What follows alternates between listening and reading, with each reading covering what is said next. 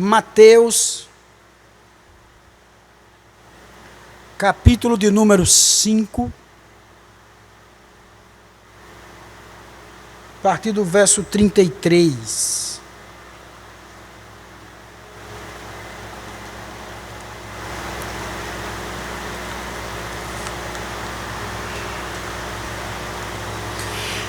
Meus irmãos, nós vamos dar continuidade à nossa série, O Reino Invertido, justamente vivendo à luz do Sermão do Monte. Nós já conversamos bastante sobre o Sermão do Monte, né? E é um texto assim que fala de uma maneira muito profunda e vai lá no fundo do coração da gente. Não que outros textos não falem, todos eles falam. A palavra do Senhor, ela é assim. Mas, irmãos, hoje eu queria falar com vocês justamente sobre esse texto de Mateus, capítulo 5, do verso 33 ao 37, tendo como título, Quando o Sim Já Basta. Tá? Irmãos, dentro de casa, é tão interessante porque uma das coisas mais preciosas é quando a palavra ela tem valor, né? Então, isso é muito precioso, porque quando um pai ele diz algo e os filhos sabem que aquilo é sério, ele passa a ter credibilidade. Quando uma esposa, por exemplo, ela ouve o seu marido e ela passa a encontrar firmeza, isso é muito bom. Quando o irmão, ele promete alguma coisa ao outro irmão e cumpre, nossa, maravilha. Isso, irmãos, faz com que a vida ela venha se tornar mais segura, quando a palavra ela é confiável. Mas também há o contrário disso, irmãos. O contrário, irmãos, é quando as promessas elas são quebradas, quando respostas são ambíguas, quando afirmações precisam sempre de um reforço. Se percebe ali a confiança se desgastando, irmãos, lentamente. E é exatamente isso, queridos, que Jesus ele vai conversar.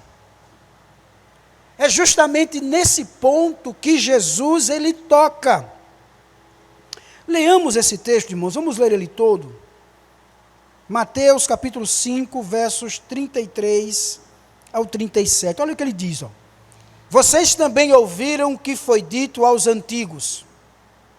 Não faça juramento falso, mas cumpra rigorosamente para com o Senhor o que você jurou. Eu, porém, lhes digo, não jurem de modo nenhum, nem pelo céu, por ser o trono de Deus, nem pela terra, por ser estrado de seus pés, nem por Jerusalém, por ser a cidade do grande rei. Não jure pela sua cabeça, porque você não pode fazer com que um só cabelo fique branco ou preto. Que a palavra de vocês seja o que, irmãos? Sim, sim, não, não. O que passar disto vem do maligno. Vamos orar? Mais uma vez. Senhor, nós estamos na Tua presença e pedimos agora, Senhor, a Tua graça, entendimento, discernimento, para que possamos, ó Deus, entender a Tua palavra. Me ajude, Senhor. Estou aqui, Pai, na total dependência Tua, como também os meus irmãos. Por isso, Pai bendito, que o Teu nome seja glorificado em nossas vidas, e que possamos aprender, ó Deus, mais um pouquinho com esse texto, com a palavra do Senhor, Pai. Ó Deus, é assim que oramos, agradecidos, no nome de Jesus. Amém. Irmãos, esse texto, ele está no coração do Sermão do Monte. Ele está justamente naquela sessão em que Jesus ele vai confrontar a falsa justiça dos escribas, como também dos fariseus. Depois que Jesus, ele afirma que veio cumprir plenamente a lei, nós vimos isso lá no capítulo 5, dos versos 17 ao 20, Cristo agora, ele vai expor como a religião dos seus dias havia, sim, irmãos, transformado mandamentos santos em regras manipuláveis. Aqui, amados, o assunto agora é o uso dos juramentos. E havia um problema ali. O problema, irmãos, era que os judeus, eles haviam criado uma casuística religiosa. O que quer dizer isso? Eram casos particulares, irmãos, que os judeus levantavam para resolver problemas morais, para parecerem assim reverentes, enquanto eles mantinham brechas para não serem plenamente verdadeiros. E aí, amado, Jesus, ele agora vai além da superfície, e ele vai justamente mostrar que o padrão do reino não é uma fala reforçada por fórmulas sagradas, não. Mas ele, irmãos, vai dizer que a vida deve ser uma vida tão íntegra que o sim seja realmente sim e que o não seja realmente não. O que está em jogo aqui, amados, não é apenas o juramento, mas o que está em jogo aqui é o caráter. O que está em jogo aqui, irmãos, não são apenas palavras, mas o coração. Não apenas linguagem, mas santidade diante de Deus. E aí, irmãos, Jesus, ele ensina que os cidadãos do reino devem falar com tanta verdade, com tanta integridade, que a sua palavra não venha precisar de juramentos para ser autêntica, para ser crível. Não. E o que significa então, irmãos, na prática?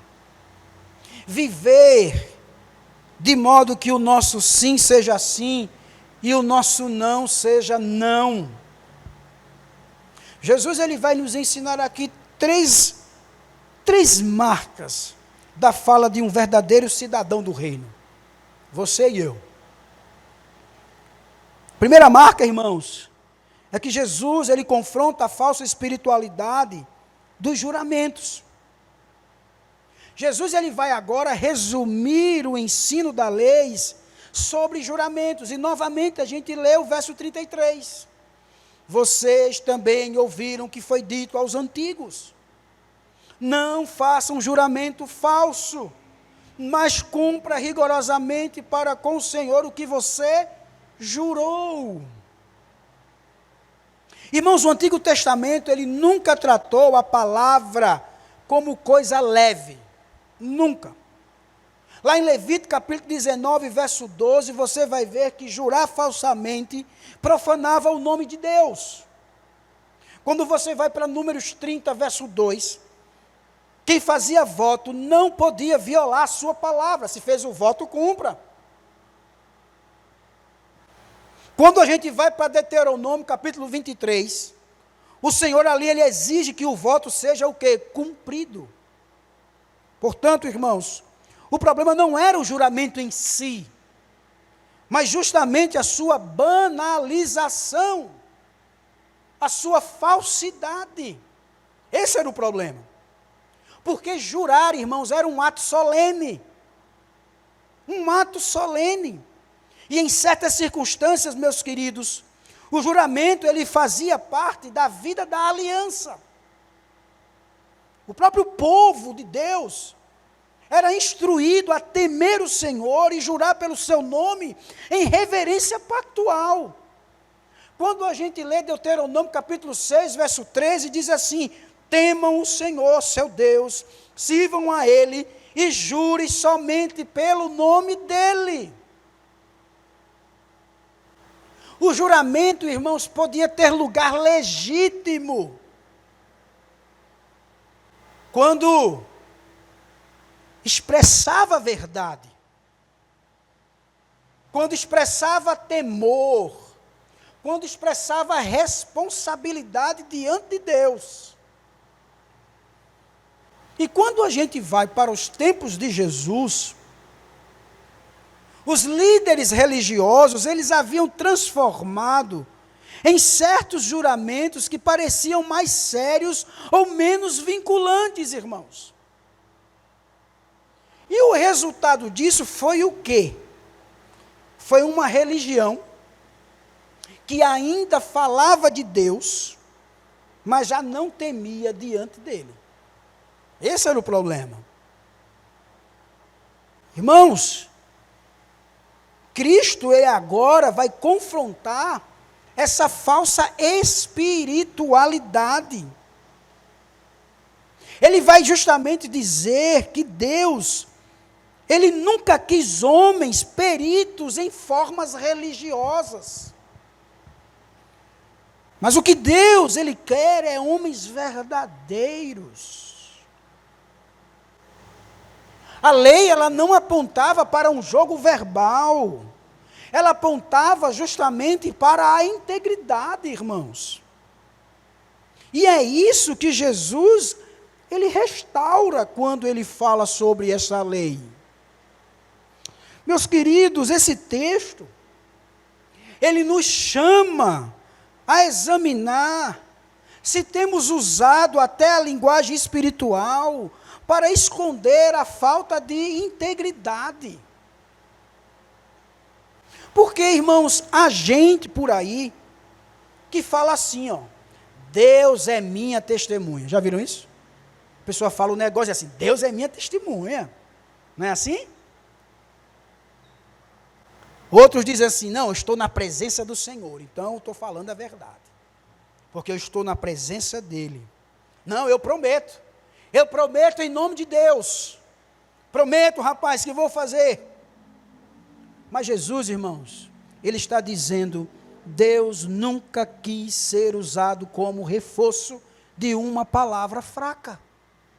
Nunca. Deus nunca quis isso. Porque o Senhor, irmãos, ele quer verdade no íntimo. Ele quer a verdade lá no coração. E aqui, irmãos, precisamos perguntar, será que a nossa palavra simples tem valor? Já se perguntou isso? A sua palavra simples tem valor? A minha palavra simples tem valor? As pessoas confiam no nosso sim. Elas confiam quando a gente fala assim? Confiam no nosso não? Ou a gente sempre tem que acrescentar alguma solenidade, alguma coisa, porque a nossa fala comum já perdeu credibilidade?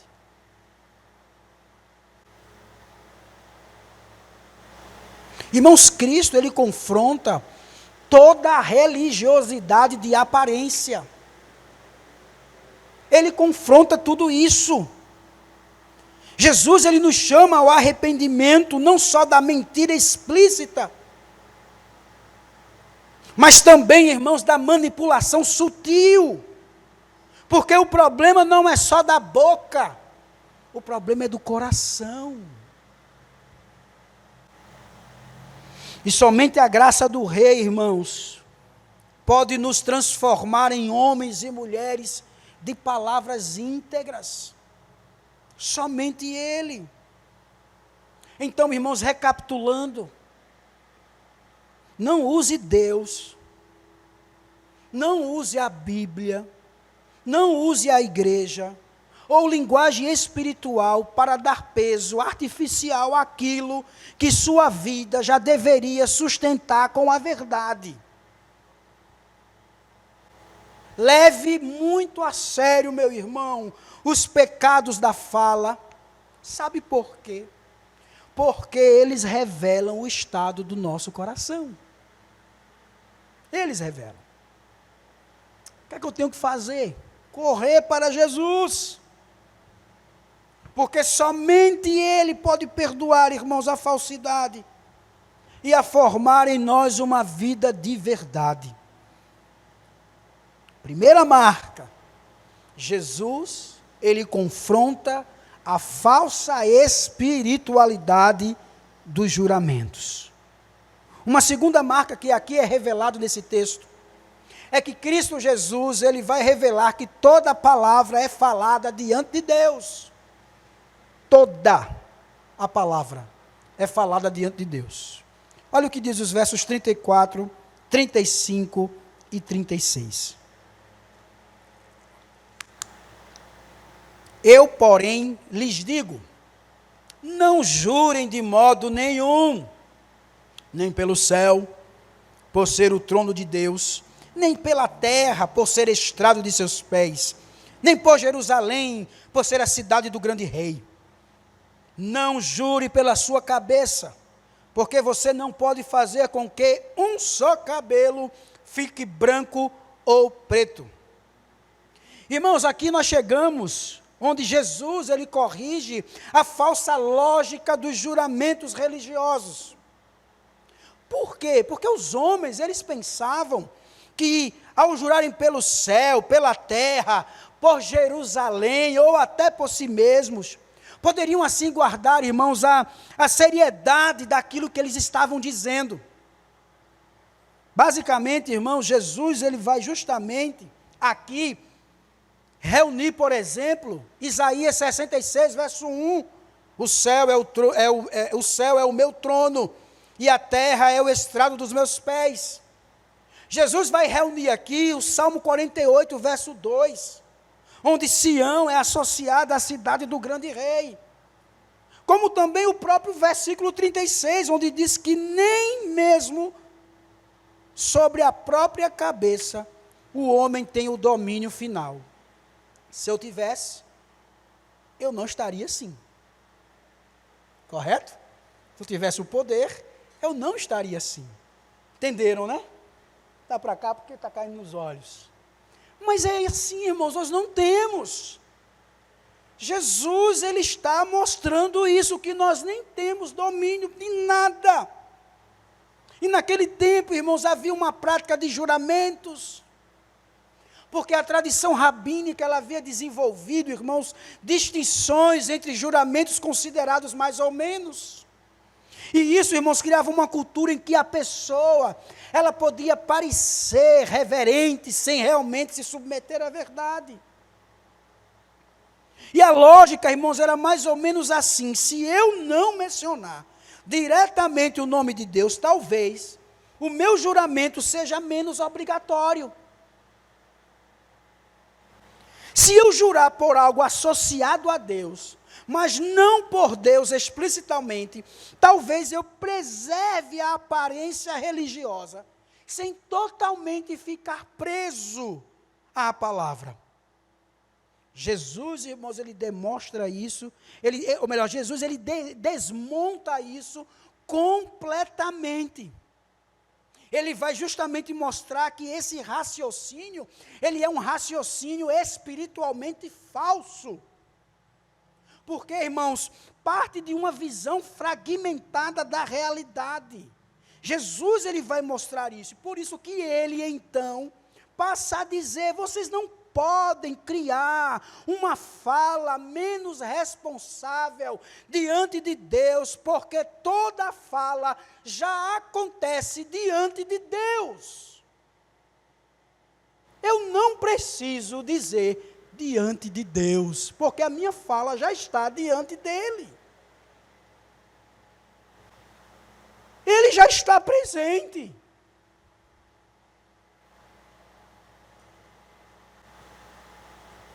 Não existe, irmãos, palavra neutra.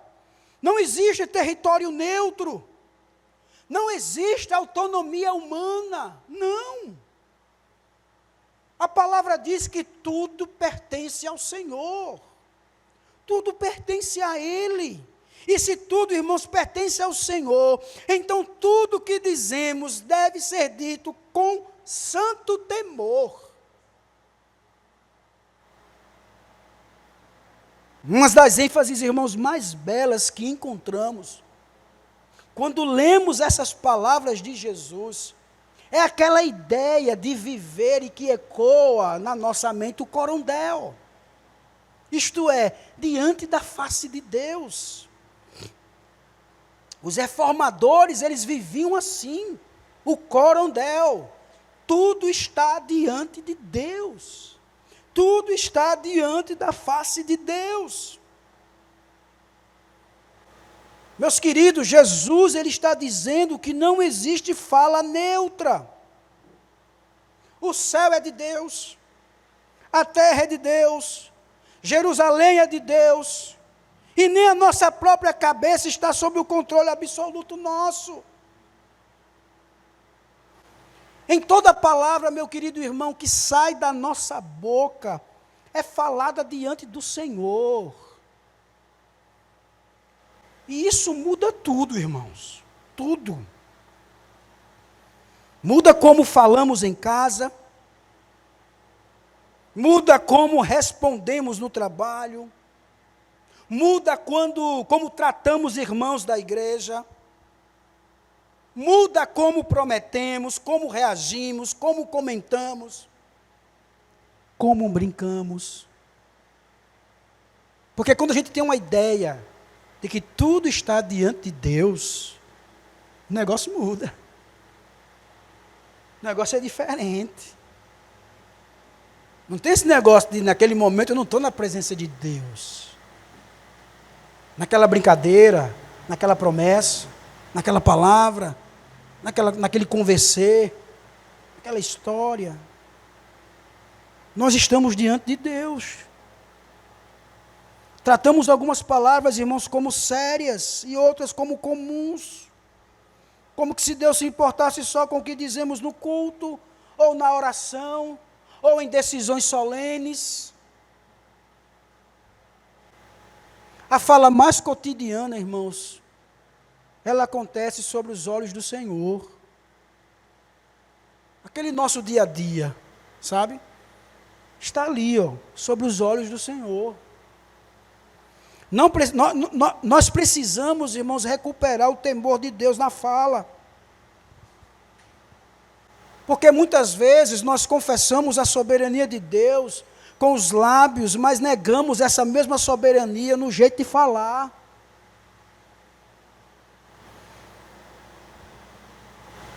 A nossa fala revela, irmãos, a nossa teologia prática. Deus ouve o que estamos prestes a dizer. Falamos com pressa, com dureza, com arrogância, com presunção, com irreverência. Isso não pode, estamos na presença de Deus. Estamos diante do Senhor. E quando Jesus, irmãos, diz que o homem não pode tornar um cabelo branco ou preto, ele está expondo nada mais aqui a nossa limitação. De que nós somos seres limitados. O ser humano fala com autossuficiência, promete com arrogância, afirma como posto de controle, mas nem o próprio corpo governa de modo absoluto. Muito se diz assim, amanhã eu resolvo. Não é assim? Pode deixar que eu garanto que vai acontecer, eu garanto que vai chegar, eu garanto, não é assim? Isso nunca vai acontecer. Eu tenho total controle. Irmãos, Tiago, ele vai ecoar vai ecoar isso, irmãos, nos mostrando uma verdade muito interessante. Está lá no capítulo 4, versos 13 ao 16. Que a criatura não pode falar do amanhã com soberba.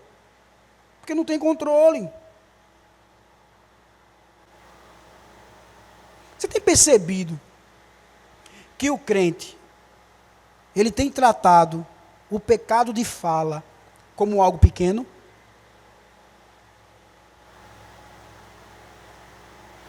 Muitos dizem assim, foi só um jeito de falar.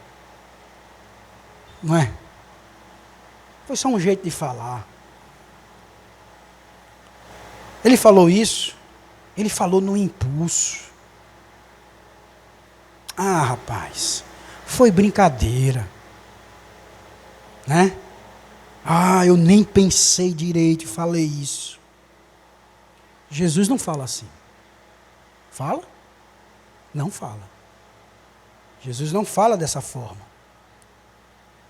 Jesus, irmãos, ele mostra que a fala carrega responsabilidade moral, porque ela é falada diante de Deus.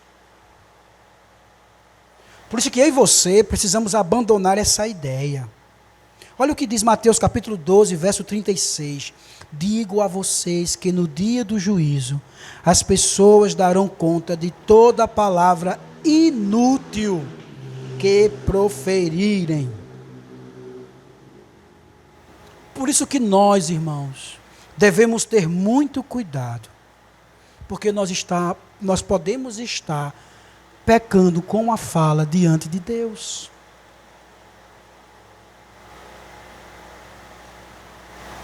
Aqui, irmãos, não é somente uma denúncia ética, mas é um chamado. Por que um chamado? Porque Jesus, Ele está nos chamando a viver o corondel diante da face de Deus. Ele lembra, irmãos, que Deus Ele ouve, que Deus vê. Deus Ele pesa cada palavra nossa. E somente a graça, irmãos, do Rei pode formar em nós uma língua santa. Por meio dessa graça, meu irmão, nós vamos tentar falhar melhor, com santo temor. Com santo temor. Vamos tentar falar melhor diante de Deus. Vamos lutar por isso. Vamos nos policiar. Você precisa disso, eu também preciso. Não estou fora desse meio, não. Nós precisamos falar melhor. Pensar antes. Será o que eu vou falar agrada ao Senhor? Né? É preciso isso, irmãos. Então essa é a segunda marca que Jesus nos traz. A terceira e última, irmãos, é que Jesus ele exige uma integridade tão profunda que o sim e o não bastem. Vejam, depois de confrontar a falsa espiritualidade dos juramentos, lá no verso 33, e mostrar que toda palavra é falada diante de Deus, os versos 34 e 36, Jesus chega agora ao clímax da sua palavra, da sua mensagem. Olha o que diz o verso 37, que a palavra de vocês seja sim, sim, não, não. O que passar disto vem de onde, irmãos? Do maligno. Cristo aqui, irmãos, não está interessado em fórmulas verbais, mas em exigir integridade. Ele aqui, irmãos, estabelece um princípio moral que governa a fala do reino. Porque, irmãos, a estrutura do versículo ela é muito forte. Ela é forte. Seja, porém, a tua palavra. Jesus trata do falar habitual, do modo comum de falar, irmãos. Sim, sim, não, não. Por que Jesus diz isso? Que a gente deve falar sim, sim, não, não. É a simplicidade, irmãos, é a clareza, é a integridade, é a firmeza. Nós temos que ser firmes e íntegros naquilo que estamos falando. Porque o que passar disso, irmãos, tudo que excede essa integridade simples, vem do maligno. Jesus coloca, irmãos, a manipulação da fala no campo moral do mal. Olha só, irmãos. O padrão do reino, irmãos, é uma fala tão verdadeira que o sim baste e o não também baste. Essa expressão, irmãos, sim, sim, não, não, tem um significado muito importante, porque não aponta para uma repetição meramente estilística. Como que se Jesus estivesse ensinando um jeito específico de formular frases. Não!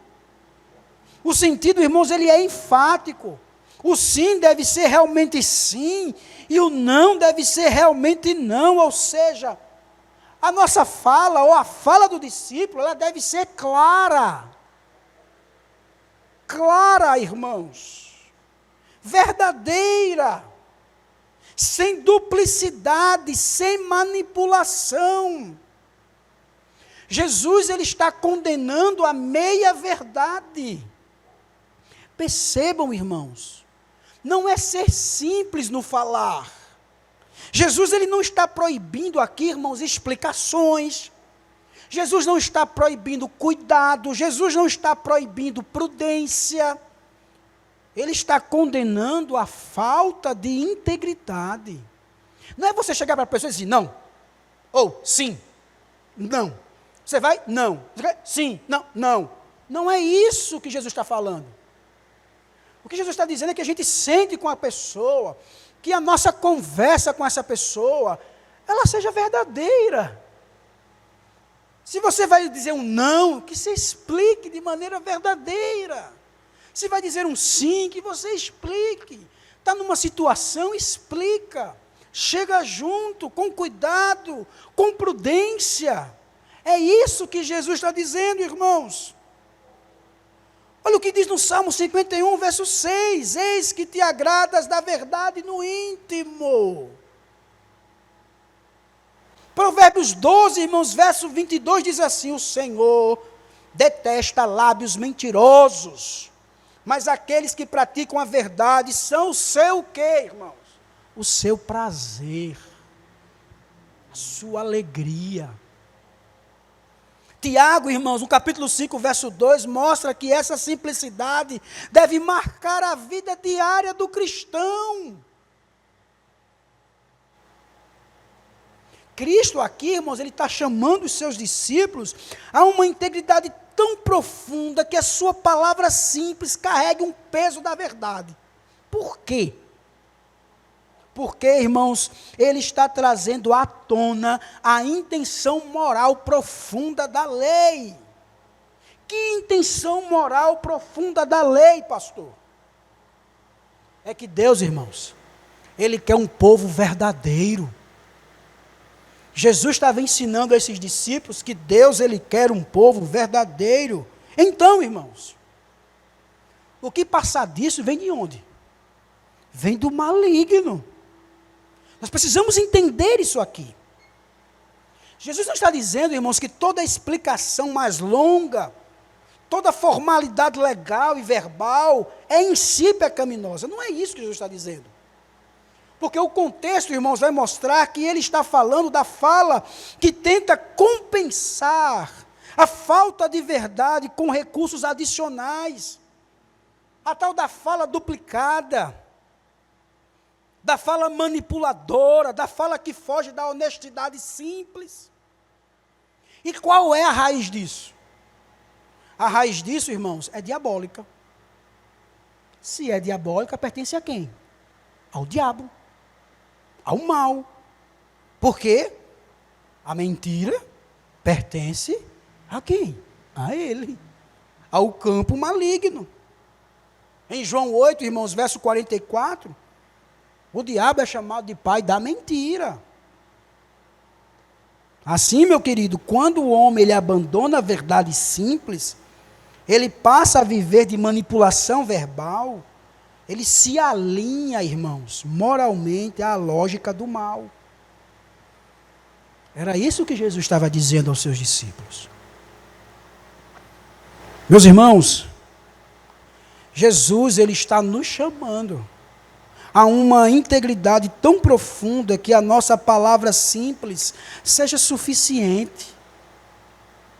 O cristão ele não deve depender de reforços verbais para parecer verdadeiro. Novamente, irmãos, o sim deve ser sim, o não deve ser não. Não precisamos do eu juro. Não precisamos disso. Não precisamos dizer, agora é sério. Não precisa. Não precisa dizer, acredite em mim. Estou falando a verdade, acredite. Dessa vez é verdade que eu estou falando. A gente não precisa disso. A gente não precisa dizer, pode confiar em mim. Confie. Não precisamos disso, irmãos. O sim já basta. O não também. Diga a verdade com clareza, não com ambiguidade. A gente não pode viver, irmãos, de meias palavras, de insinuações. Não. Há formas, irmãos, de desonestidade que muitos praticam. E os que ouvem, aceitam. Sabia disso? Por exemplo, irmãos, responder sem responder. Já viram isso? Responder sem responder? Isso é um problema, viu? Isso é um pecado. Diante de Deus. Prometer sem intenção real de cumprir. Você promete para satisfazer ali, aquele momento. Não, prometo, beleza, vou fazer. Faz nunca. Não chega nunca. Né? Aí às vezes a gente tem a cara de pau de lembrar. Meu irmão, tu falou que ia.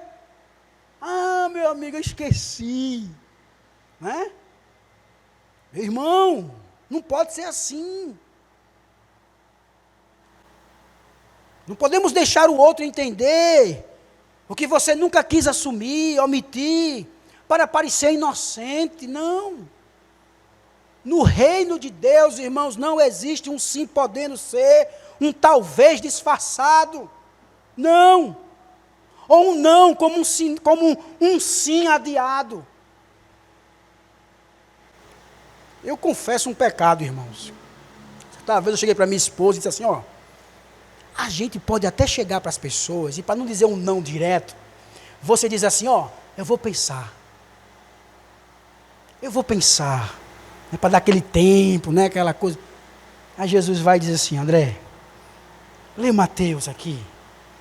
Olha o que diz a minha palavra. Sim, sim, não, não. Se você não quer dizer um não naquele momento, diga à pessoa, olha, eu não estou sem condições de lhe dizer um não agora. E vou pensar no seu caso aí, se vai dar certo ou não vai. Temos que ser honestos, irmãos. Nós temos que ser verdadeiros. Nós não podemos ser assim. Porque falar a verdade, irmãos, também exige coragem espiritual. Coragem espiritual. Às vezes, irmãos, a razão de nossa fala não é apenas hábito, é medo. Não é verdade? Às vezes a gente tem medo. Medo de desapontar, medo de entristecer, de decepcionar, né? Medo de ser afastado daquele grupo de amigos, de ser escanteado, não é assim? Às vezes a gente tem medo, e aí às vezes a gente começa a falar coisas que não deveríamos. Nós temos medo, irmãos, disso tudo, de perder essa aprovação. Nós temos medo, por exemplo, de conflito, né? Não vamos ter conflito, então não vamos falar. Para não ter problema, para não ter confusão, então não vamos falar. A gente tem medo, né? A gente tem medo de parecer duros, né? Ah, não, fulano ali, se eu for falar com ele, ixi, ele é duro. Lá não tem assim, pessoas assim que a gente conversa, né? Que acontece. Mas porque a gente tem medo. Medo, irmãos. É muito chato, irmãos. E eu confesso a vocês, é muito chato falar com alguém que fala de modo nebuloso. Eu já falei com tantas pessoas, gente. Eu me chateio quando eu vejo aquela conversa, daquela pessoa, uma conversa nebulosa. Dá vontade de dizer assim, meu irmão, seja direto aí, fale logo, se é ou não é, se vai ou não vai, se é sim ou não fica com esse negócio não. É chato demais isso, irmãos. As pessoas devem ser claras. Santidade às vezes vai significar dizer não com honestidade. Quantas vezes, irmãos, parecemos ser verdadeiros, em vez de simplesmente sermos verdadeiros? Quantas vezes, irmãos, prometemos mais do que podemos cumprir? Quantas vezes, irmãos, falamos de modo nebuloso para não assumir responsabilidades? Quantas vezes? Jesus, ele está dizendo, irmãos, no meu reino, a verdade não precisa de maquiagem. Não precisa. O discípulo deve ser alguém cuja palavra tem peso no lar, peso na igreja, peso no trabalho, peso em qualquer lugar. A fala, meu querido irmão, ela não precisa ser grosseira. Não precisa. Ela não precisa ser fria. Ela não precisa ser com respostas mecânicas. O ponto, irmãos, é outro. A fala deve ser cuidadosa, desde que continue sendo o quê? Verdadeira. É isso que tem que ser. A nossa palavra deve ser confiável. Nos compromissos mais comuns, irmãos, se disser que vai, vá. Se você promete, cumpra. Se você assumir responsabilidades, honre, meu irmão. Honre. Se falhar em alguma coisa, reconheça, sem desculpas artificiais. Isso vale no casamento, irmãos. Isso vale na criação dos filhos. Isso vale no discipulado, no trabalho, na administração financeira, no serviço da igreja, no púlpito. Como igreja, irmãos, devemos ser uma comunidade onde a palavra tem peso. As nossas palavras devem ser dignas de confiança. As promessas ministeriais, irmãos, devem ser levadas a sério. Os acordos entre os irmãos devem ser claros. Conselhos pastorais devem ser honestos, pedidos de perdão devem ser sinceros, testemunhos devem ser verdadeiros. Como é bom, irmãos, falarmos com o irmão X e sabermos o que ele fala é verdade, o que ele diz ele cumpre, o que ele promete ele cumpre. Não é bom, irmãos. Agora veja como é ruim quando a gente toca do irmão Y. Ixi, irmão Y? Mas não. O irmão Y não conversa não. Porque lá não vai não. Ele promete, não cumpre. Ele fala e faz outra coisa. Não é assim? É desse jeito, irmãos. Por isso que eu e você devemos lutar sempre para sermos uma comunidade, uma igreja que venha falar a verdade, sim, sim, ou não, não. É assim que deve ser o nosso meio, irmãos. E eu quero concluir, irmãos, dizendo que o chamado de Jesus não é um mero treinamento ético, queridos. O problema da nossa fala não está apenas na língua, está no coração. Quem está governando no nosso coração? Quem está no centro do nosso coração? Nós falamos, irmãos, com duplicidade, porque o pecado corrompeu o homem por dentro. Por isso, meu querido, não basta decidir a partir de agora, a partir de hoje eu vou ser mais sincero. Não é isso. O que precisamos, irmãos, não é de um retoque moral. Não é disso. O que precisamos é de uma nova vida. O que precisamos é de uma nova postura. É isso que precisamos. E é isso, irmãos, que o Evangelho, ele oferece. Cristo, que é a verdade, conforme João 14,6. Ele morreu, irmãos, pelos mentirosos. Ele morreu pelos hipócritas. Ele morreu pelos manipuladores. Ele levou sobre si a culpa de pecadores, a cuja boca tantas vezes revelou um coração torto. Ele, irmãos, ressuscitou para formar um povo verdadeiro, santo, íntegro. Ele lhe chamou para isso. Ele me chamou para isso. Para ser verdadeiro, para ser santo, para ser íntegro. Por isso, irmãos, não é simplesmente fale melhor.